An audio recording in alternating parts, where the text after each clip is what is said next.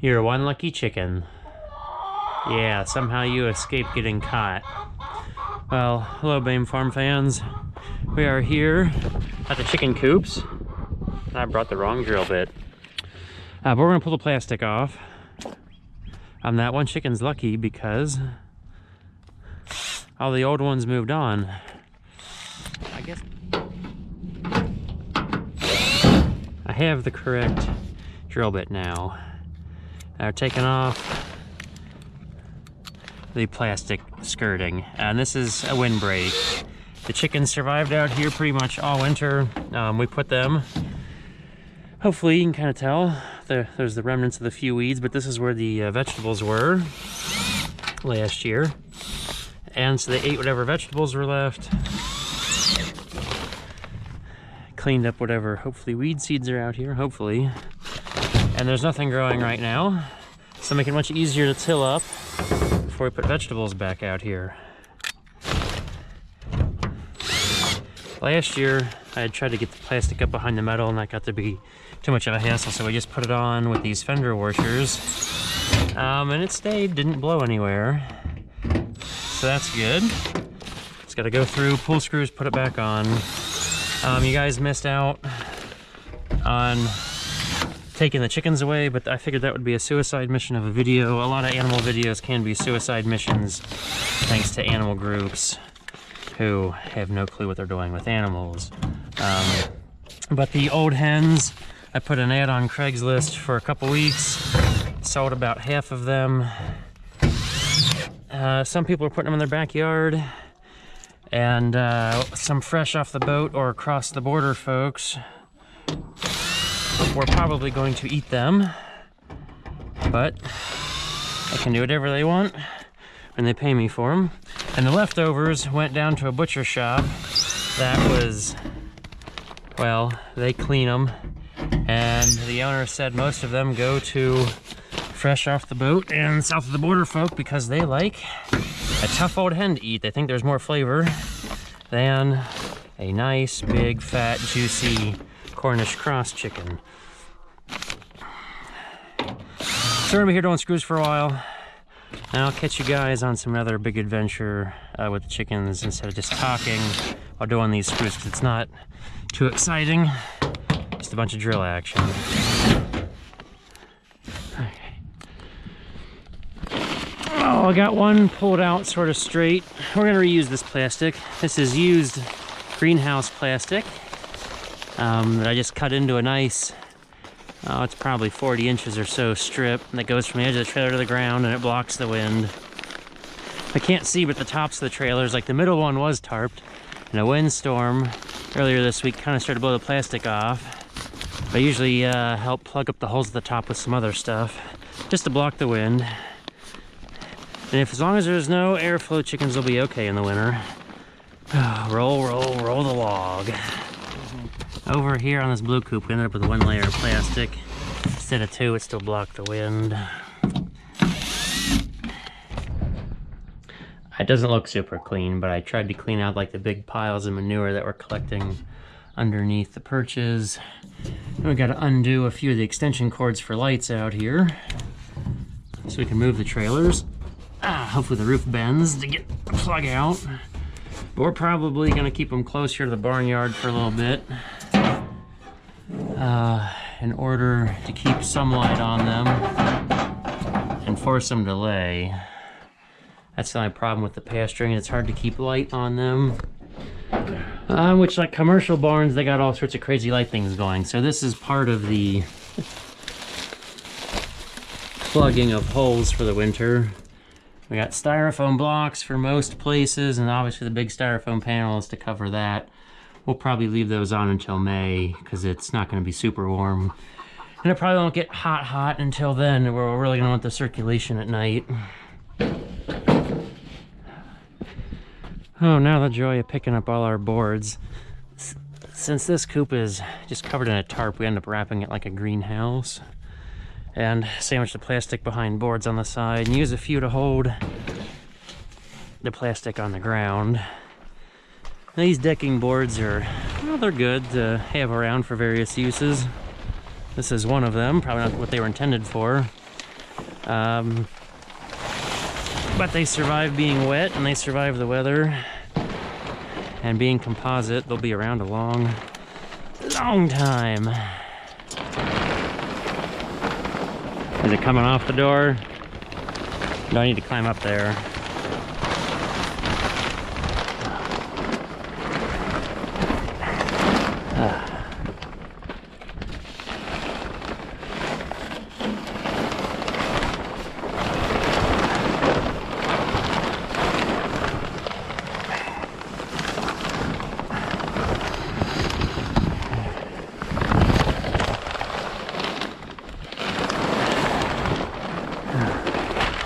That's one end, and the other end blew off in the last windstorm. Oh, now comes the fun part. Collecting the fence. This is fence that came with one of the trailers when I bought it. I don't use it much because the posts are spaced so far apart that the fence usually sags. I mean, I think these posts are at least 10 foot apart. At some point I'm gonna go through and cannibalize the fence for its post, or maybe order more posts to put in between. That way it stays off the ground and a little taller. This is only 40-inch fence. This isn't the full 4-foot fence. I guess 8 inches will make a difference for keeping the chickens in. But it's much quicker when there's less post. When we get to the fence that I bought new and assembled, there's twice as many posts. It gets really heavy, and it also takes twice as long to pick up because there's twice as many posts. Except for then I don't usually step on the fence because it's not long enough to walk on.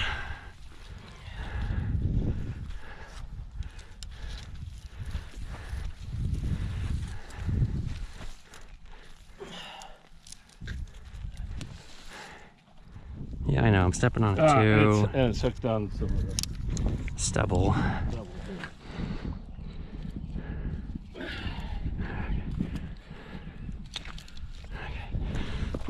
I'm gonna try to pull it out. I'm gonna borrow this string here. Because it's so long for easier keeping, since I don't plan on using this too soon. This is, I mean, right now I've got seven sets of fence, and mostly only use 3 all summer long, but when I've got like 2 batches of chickens to keep them separate, I'll use some of this extra fence. And then we just kind of roll it up. You're supposed to do the accordion fold. I grab each post. I don't want you rolling all 160 feet from the get-go, because that can be hard to untangle, I guess. And sometimes I'll hate myself for doing what I'm doing right now, because I won't find the middle properly, and I'll unroll it, and I'll find the middle of the accordion folding of the fence, and then it'll be a challenge to unfold sometimes.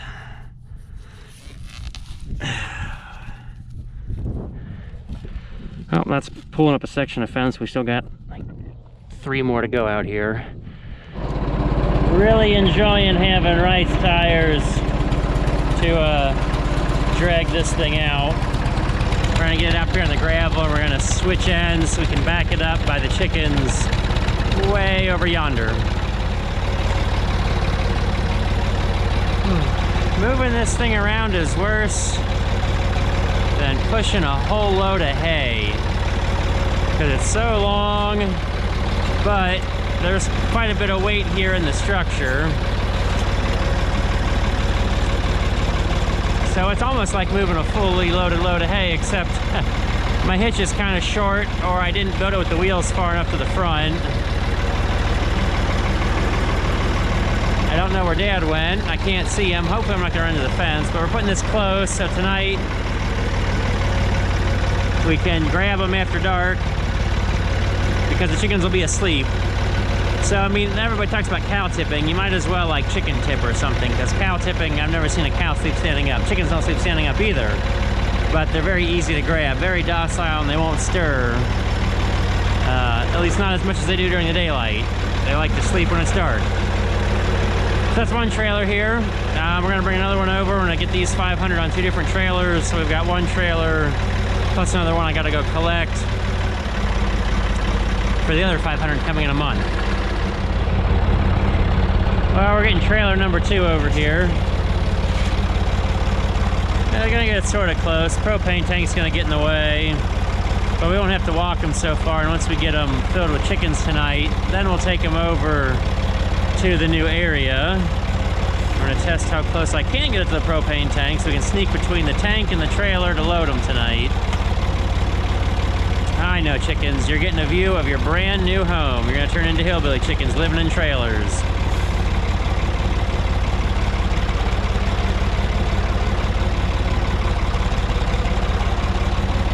Yeah, might have broke that branch off. Okay, well that's a spot. And we're waiting for sundown now. And the fun begins of chicken catching. Okay, so we see the black chicken and the Americana running around over there. Well, that's how well those chickens have attached to the coops' home. We have, not that I'm lining this up right for you, we have about an hour of daylight left. So hopefully the hens won't go too crazy running away, but they will have attached to the greenhouse's home. And we're gonna start pulling and moving fence for their new home. Like you saw me earlier with all that fence. This fence is 48 inches, so hopefully the 8 more inches helps keep them in, even though there's a handful of them out. I didn't have a charger hooked up to this over the winter because, oh, this is gonna go downhill fast. Like I got a bunch of tiny velociraptors chasing me. At least they've attached to me, or humans in general, as being the good guys, bringing them food. But I feel like I need to, this is like running the streets of Barcelona with the bulls. They're all chasing after me. Not that they're gonna eat me or anything, they're not gonna gore me either, but they may peck. Come on, who's gonna be dumb and try to peck me? Don't do it. So yet again, they've destroyed this area where we've had vegetables out here, and a little bit of this area, but there's a whole lot left. We may have to go over the hill with it also. See what I was worried about? I have a following. Well, you take down the fence, and there they go. I guess not too far, except for that one that went across the road. I'm sure it'll be back. The sun's getting really low. They'll want to go back to where they sleep and eat. Well, we have the fence up. All 3 sections covers the garden and then some. And 1 or 2 chickens in the last little bit of daylight got caught. This one doesn't seem too worried at the moment. She's not ready to go home yet. But there's a handful over by Dad, and they're pacing the fence, trying to get back in. And well, I'll walk over to the greenhouse and we'll see the mass migration to the great indoors. And now we see the ones, they're all here by the back door, getting ready to go in. They're getting close. They're not inside yet. But they're already picking their perch spots. Some are inside. Let's try to get most of them in the door. Then we'll shut the light off, catch them, and toss them in their new home to fully free range. We're on the second trailer of chickens. We've already caught 254. We got the other 246 to go. Going in the other trailer. And just reach out, grab their legs, grab some more, and keep y'all out. How many you got? Keep counting up. How many? 2. Oh, well, we're starting small. It's a lot of yapping. We're up to 7. Now, if we're lucky, we pull the ones off the perch and they'll reload the perch for us. Now, when the older ones sold, this is kind of like what we did. We grabbed them at night, count them, throw them in the trailer, took the trailer to the butcher shop, and then at the butcher shop, we caught them on the trailer and put them right on the line. Except, you know, that wouldn't look good on video going straight onto the kill line. So we just edited that out, and I want one more chicken because I have a free hand. Come on, come here.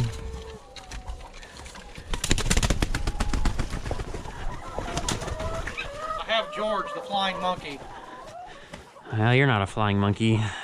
Neither are you. 1, 2, 5. George. On top of however many more there were.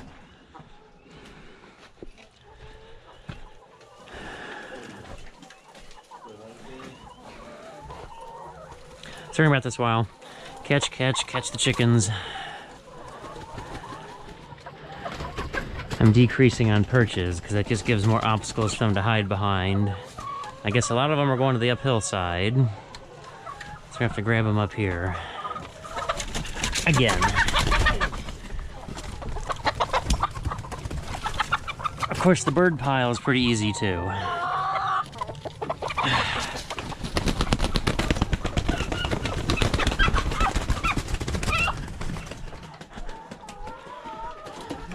Everybody say hello to George, the flying monkey. Only if you toss it. I put 5 more in. There's 51 in there, so you put 556, I put 358. Battery. Do you see that chicken sticking her head through? See that one trying to get through right there? Well, as we all know, we've seen videos in the past that I've made a solar charger.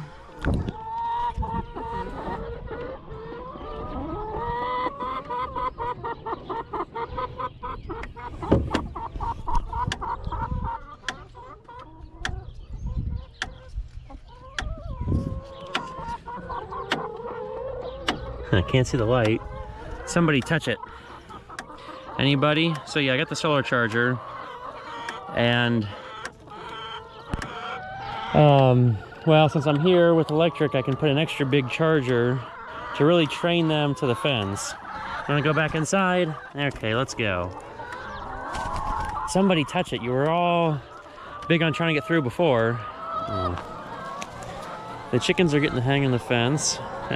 Not so many of them are getting shocked anymore, and they're really tearing it up, but somehow they've not eaten this cabbage plant, and usually the chickens just love cabbage plants. We gotta fill the water because, well, there's a bunch of chickens and they drink a lot, so I gotta go inside the trailer, and good thing we're close to the barns because the hose is right over yonder. Yeah, conveniently the well is right there, and all the trailers are right here, so this is great for now. Until it comes later in the summer when the chickens aren't so close to life. They're slowly picking it up. We got some eggs up there. Oh, they're really getting in the boxes there. I know this trailer is not as fun as the one I built. The one I built has more boxes, a little more light in it. I don't have to water that one soon, but it's great having these tanks in here. So you don't have to carry water every day. And then the water, yep, you guys are waiting patiently underneath for the water. Now we collected eggs already once this morning, and man, they're already hard at it. Refilling for tomorrow's collection. Well, this has been a fun chicken adventure, and we will catch you guys later with more fun farming adventures.